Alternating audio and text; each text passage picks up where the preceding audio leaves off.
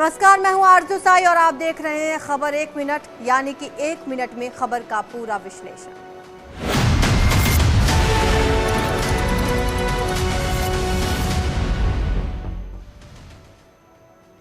CM योगी ने बड़ा ऐलान किया है। यूपी सरकार अग्निपथ योजना के तहत देश की सेवा करने वाले युवाओं को रोजगार में प्राथमिकता देगी। उत्तर प्रदेश सरकार ने अग्निवीरों के लिए बड़ा ऐलान किया है। यूपी के मुख्यमंत्री योगी आदित्यनाथ ने अग्निवीरों के लिए अहम घोषणा की है। दरअसल भारतीय सैन्य बलों में अग्निपथ योजना के तहत सेवा पूरी करने वाले जवानों को उत्तर प्रदेश सरकार नौकरियों में प्राथमिकता देगी। यूपी पुलिस के अलावा दूसरी सेवाओं और भर्तियों में अग्निवीरों को प्राथमिकता दी जाएगी। इसे लेकर सीएम योगी आदित्यनाथ ने ट्वीट कर जानकारी दी है। सीएम योगी ने लिखा कि मां भारती की सेवा के उपरांत अग्निवीरों को यूपी सरकार प्रदेश पुलिस एवं संबंधित अन्य सेवाओं में प्राथमिकता प्रदान करेगी। युवाओं के उन्नयन एवं उनके सुरक्षित भविष्य के लिए भाजपा की डबल इंजन की सरकार सतत समर्पित और पूर्णतः प्रतिबद्ध है। जय हिंद। दरअसल भारत सरकार ने दशकों पुरानी रक्षा भर्ती प्रक्रिया में बड़ा बदलाव किया है। अब थल सेना, नौसेना और वायुसेना में सैनिकों की भर्ती अग्निपथ योजना के तहत होगी। इस योजना में जवानों को 4 साल की अवधि के लिए भर्ती किया जाएगा। सेना में ज्यादा योग्य और युवा सैनिकों को भर्ती करने के लिए दशकों पुरानी चयन प्रक्रिया में बड़ा बदलाव किया गया है। संघ प्रमुख मोहन भागवत आज मुजफ्फरनगर और मेरठ के दौरे पर रहे। इस मौके पर उन्होंने कहा कि बढ़ती जनसंख्या की वजह से संसाधनों पर दबाव पड़ता है। मुजफ्फरनगर में श्री कृष्ण मंदिर के 65वें स्थापना दिवस के मौके पर आयोजित संत समागम में संघ प्रमुख मोहन भागवत ने हिस्सा लिया। इस दौरान संत समागम में देश भर से संत शिरकत करने पहुंचे। कार्यक्रम के दौरान अपने संबोधन में संघ प्रमुख ने कहा कि आध्यात्म की उपासना से ही शक्ति मिलती है। उन्होंने शांति का संदेश देते हुए कहा कि हम सब एक हैं और एक दूसरे पर भरोसा करना चाहिए। समाज में फूट नहीं होनी चाहिए। सबके माने ध्यान में आता है कि शरीर तृप्त हो जाता है लेकिन मन अस्वस्थ रहता है। तो शरीर सत्य है कि मन सत्य है, ऐसा विचार हम लोग करते हैं। ऐसा विचार करते करते अपने पूर्वजों ने एक बात पाई कि जो सत्य है वो इन सबके परे। संत समागम के बाद संघ प्रमुख ने मेरठ का भी दौरा किया। इस दौरान मोहन भागवत ने मोदीपुरम में सरदार पटेल कृषि विश्वविद्यालय में नीर फाउंडेशन की ओर से आयोजित संगोष्ठी में शिरकत की।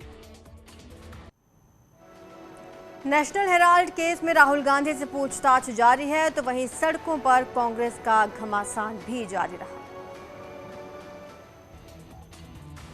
नेशनल हेराल्ड केस में राहुल गांधी से आज तीसरे दिन भी ईडी ने पूछताछ की। दूसरी तरफ कांग्रेस के कार्यकर्ताओं ने इस दौरान जमकर हंगामा किया। ईडी ऑफिस और कांग्रेस दफ्तर के पास कांग्रेस के कार्यकर्ताओं ने विरोध प्रदर्शन किया। इस दौरान कांग्रेस कार्यकर्ताओं की पुलिस के साथ झड़प और धक्का मुक्की भी हुई। वहीं कुछ कार्यकर्ताओं ने बैरिकेडिंग तोड़कर आगे बढ़ने की भी कोशिश की। प्रदर्शन के दौरान सड़क पर टायर भी जलाए गए। आपको बता दें कि पिछले 3 दिनों से ईडी ने राहुल गांधी से पूछताछ की है। सोमवार और मंगलवार को भी कुल 18 घंटे तक पूछताछ हुई थी। दरअसल राहुल गांधी को नेशनल हेराल्ड केस में ईडी ने पूछताछ के लिए बुलाया था, जिसके बाद से ही कांग्रेस की तरफ से जोरदार विरोध किया जा रहा है और तीसरे दिन लगातार कांग्रेस के कार्यकर्ताओं का विरोध प्रदर्शन देखने को मिला। कानपुर हिंसा में एक के बाद एक नए खुलासे हो रहे हैं। हिंसा के मास्टरमाइंड जफर हयात से पूछताछ की गई और कई नाम अब सामने आने लगे हैं। कानपुर हिंसा में पकड़े गए मास्टरमाइंड जफर हयात ने पूछताछ के दौरान एक बिल्डर मोहम्मद वसी का नाम उगला था, जिसने हिंसा के लिए फंडिंग की थी। जिसके बाद पुलिस बिल्डर की संपत्ति खंगालने में जुटी है। पुलिस ने रजिस्ट्री ऑफिस से दस्तावेज मांगे हैं। पुलिस को मोहम्मद वसी की 31 बिल्डिंगों की जानकारी मिली है। सूत्रों के मुताबिक 11 बिल्डिंगों के नक्शे दाखिल नहीं किए गए हैं। साथ ही ये भी सामने आया है कि मोहम्मद वसी ने रिश्तेदारों और करीबियों के नाम पर जमीनें खरीदी हैं। वहीं 10 साल के अंदर करोड़ों की कमाई को लेकर इनकम टैक्स भी मोहम्मद वसी की पड़ताल करेगा। तो कानपुर विकास प्राधिकरण में इस दौरान तैनात रहे अधिकारियों पर भी जाँच की तलवार लटकी हुई है। 3 जून को ही हिंसा मामले में मास्टरमाइंड जफर हयात को जब पूछताछ की गई तो एसआईटी और एटीज की पूछताछ में उसने बड़े खुलासे किए, जिसमें हिंसा के लिए जो क्राउड फंडिंग हुई थी उसमें एक बड़े बिल्डर का नाम आया जो मोहम्मद वसी है। मोहम्मद वसी ने लगभग 100 करोड़ रुपया तक 31 इमारतों को खड़ा करने में कमाए हैं, जिसमें 11 ऐसी इमारतें थी जिनके नक्शे भी दाखिल नहीं हुए थे। अब पुलिस की रडार पर मोहम्मद वसी है, जिसे जल्द से जल्द हिरासत में लेकर पूछताछ की जा सकती है। न्यूज़ 18 के लिए कानपुर से सौरभ मिश्रा। प्रयागराज हिंसा मामले में बड़ा खुलासा हुआ है। जावेद मोहम्मद के घर से कई अहम सबूत मिले हैं। प्रयागराज हिंसा के मामले में आरोपी जावेद मोहम्मद को लेकर बड़ा खुलासा हुआ है। जावेद मोहम्मद के घर के ध्वस्तीकरण के दौरान पुलिस को कई आपत्तिजनक चीजें मिली हैं। अवैध असले और कारतूस के अलावा पुलिस को घर के अंदर तलाशी के दौरान एक पर्चा भी मिला। इस पर्चे पर हिंसा भड़काने की साजिश का अहम सबूत मिला है।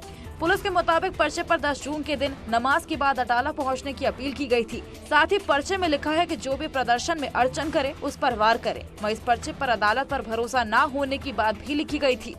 उसमें 2 असलहे मिले थे, 4 कारतूस मिले थे, एक पर्चा मिले था जिसपे लिखा हुआ था कि अटाला पहुंचना है और जो भी अड़चन डालेगा उस पर वार करना है, अदालत पे भरोसा नहीं है। इस तरह की बातें पर्चे पे लिखी हुई थी। उसको तफ्तीश में शामिल किया जा रहा है। उन असलहों को भी शामिल किया जाएगा कि किसके द्वारा वो पहुंचाए गए। जो बासिंदे थे उस घर के, उसी के ऊपर ये मामला दर्ज हो रहा है और उन्हीं के खिलाफ आगे जांच करके कार्रवाई की जाएगी। पुलिस ने इसे लेकर जांच शुरू कर दी है। वहीं इस हिंसा के मामले में अहम सबूत माना जा रहा है। दरअसल प्रयागराज हिंसा के आरोपी जावेद मोहम्मद के अवैध मकान को पुलिस ने ध्वस्त कर दिया था। प्रयागराज हिंसा के मामले में पुलिस ने पोस्टर्स जारी कर दिए हैं और अब उपद्रवियों की तलाश हो रही है। प्रयागराज हिंसा को लेकर पुलिस ने उपद्रव करने के आरोपियों के पोस्टर जारी कर दिए हैं। उपद्रवियों की 10 जून की तस्वीरों को पुलिस की तरफ से जारी किया गया है। सीसीटीवी फुटेज से आरोपियों की तस्वीरें इकट्ठा की गई हैं। साथ ही अब इनकी शिनाख्त कर गिरफ्तारी की कोशिश की जाएगी। वहीं पुलिस की तरफ से कहा गया है कि जो आरोपी फरार हैं, उनकी संपत्ति की कुर्की की कार्रवाई भी शुरू की जाएगी। दरअसल 10 जून को प्रयागराज के अटाला इलाके में जुमे की नमाज के बाद हिंसक प्रदर्शन हुए थे। इस दौरान उपद्रवियों ने पुलिस पर पथराव कर तोड़फोड़ की थी। प्रयागराज हिंसा के मामले में पुलिस अब तक करीब 100 लोगों को गिरफ्तार कर पुलिस ने जेल भेजा है। हिंसा के मास्टरमाइंड जावेद मोहम्मद के घर पर 12 जून को पुलिस बुलडोजर चला चुकी है। आगरा पुलिस ने ऑपरेशन चलाकर होटलों से चलाए जा रहे जुए के रैकेट का पर्दाफाश किया। आगरा में पुलिस ने जुआरियों के खिलाफ अभियान चलाया। इस दौरान शहर के एक होटल में चल रहे जुए को पकड़ा गया। छापेमारी में पुलिस ने होटल के मालिक और मैनेजर को भी गिरफ्तार किया है। थाना हरिपर्वत इलाके का ये मामला है। पुलिस को सूचना मिली कि होटल में बड़े पैमाने पर जुआ चल रहा है। इसी सूचना पर पुलिस ने एक कमरे में छापेमारी की तो उस कमरे में 13 जुआरी जुआ खेलते हुए पकड़े गए हैं। इन जुआरियों के पास से 16 मोबाइल और एक लैपटॉप बरामद हुआ है। साथ ही 1,49,000 कैश भी बरामद हुआ है। मुखबिर की सूचना पर स्थानीय हरिपर्वत पुलिस, स्वाट टीम और सर्विलांस टीम ने संयुक्त रूप से एक रेड की, जिसमें रेड होटल मोती महल नेहरू नगर में किया गया, जिसे कमरा नंबर 203 में लोगों को जुआ खेलते हुए पकड़ा गया। कुल 15 लोग गिरफ्तार किए गए, जिसमें 13 लोग वहां बैठकर जुआ खेल रहे थे। उस होटल का मैनेजर और मालिक भी इसमें इन्वॉल्व हैं। पुलिस ने आरोपियों से पूछताछ के बाद गिरोह के तार जोड़कर आगे की कार्रवाई की बात की है। दरअसल पुलिस शहर में जुए के काले धंधे पर शिकंजे के लिए विशेष अभियान चला रही है। फरीदाबाद में मारपीट के दौरान घायल हुए युवक की मौत हो गई, जिसके बाद परिजनों ने जमकर हंगामा किया। फिरोजाबाद में करीब 5 दिन पहले हुए झगड़े में घायल युवक की अस्पताल में देर रात मौत हो गई, जिसके बाद परिजनों ने अस्पताल में जोरदार हंगामा किया। मौके पर पहुंची पुलिस और सदर विधायक ने परिजनों को आरोपियों पर कार्रवाई का भरोसा दिलाया। पुलिस के मुताबिक आरोपियों की गिरफ्तारी की कोशिशें की जा रही हैं। जल्द ही आरोपी गिरफ्तार किए जाएंगे। दिनांक 10 जून को शाम के समय एक शराब के ठेके पे थाना दक्षिण पे एक व्यक्ति से मारपीट हुई थी। इसके बाद तत्काल ही उनको अस्पताल में दाखिल कराया गया था। उसके उपरांत उनका उपचार चल रहा था। आज स्थिति गंभीर होने तथा चोटों के चलते उनकी मृत्यु हो गई है। उस संबंध में पहले से ही तहरीर के आधार पर अभियोग पंजीकृत किया जा चुका है। आरोपितों की गिरफ्तारी के लिए टीमें गठित कर दी गई हैं और आवश्यक विधिक कार्रवाई संपन्न कराई जा रही है। पूरा मामला 10 जून का है। शहर के कलबरा चौराहे पर मौजूद एक शराब ठेके पर मारपीट हुई थी, जिसमें युवक घायल हो गया था। अब इलाज के दौरान युवक की मौत हो गई है। इसके बाद परिजनों ने अस्पताल में जोरदार हंगामा किया।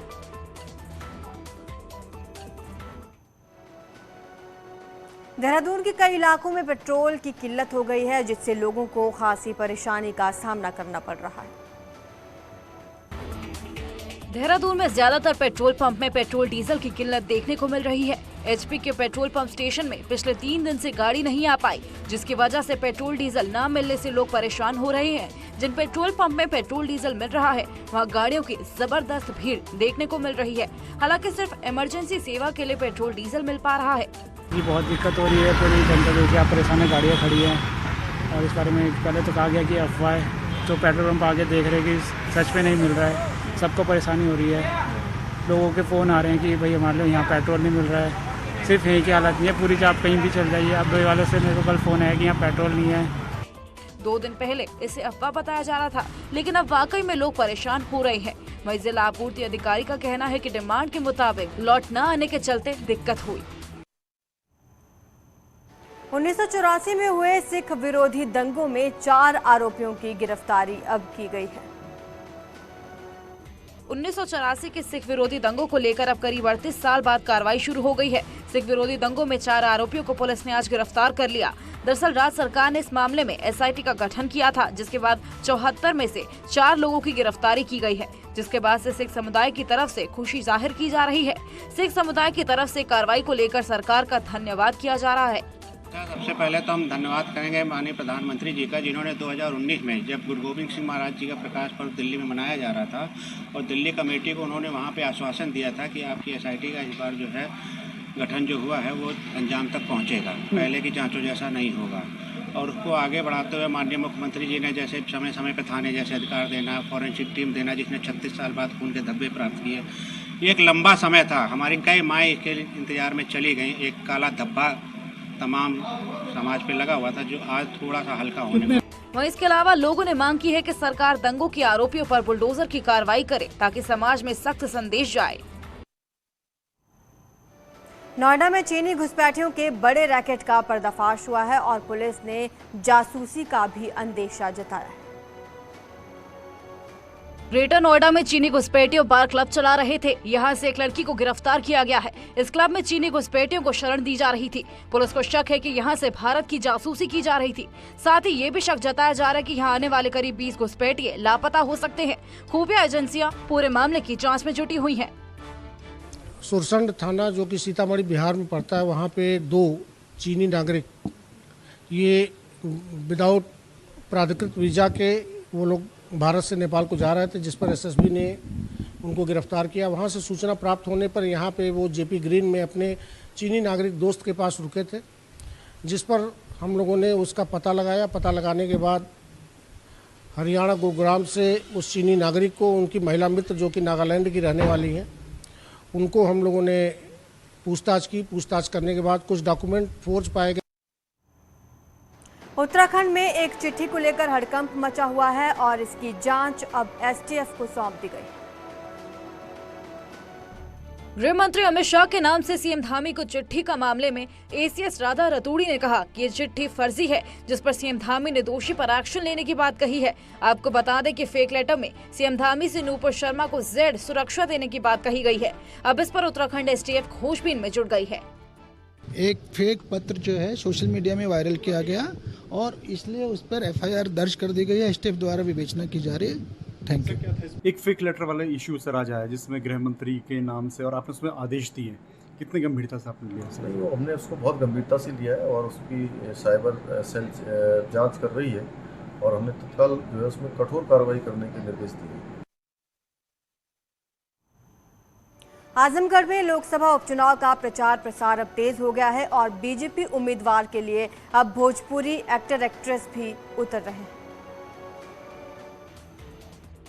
आजमगढ़ में समाजवादी पार्टी ने जीत के लिए पूरी ताकत झोंक दी है, तो फिल्म अभिनेता से नेता बने बीजेपी प्रत्याशी दिनेश लाल यादव निरहुआ के पक्ष में भोजपुरी फिल्म इंडस्ट्री के स्टार मैदान में है। इन दिनों दिनेश लाल यादव निरहुआ के लिए अभिनेत्री आम्रपाली दुबे आजमगढ़ में प्रचार करती नजर आ रही हैं। बहुत ज्यादा, और आप लोग देख ही सकते हैं कितना ज्यादा प्यार मिल रहा है।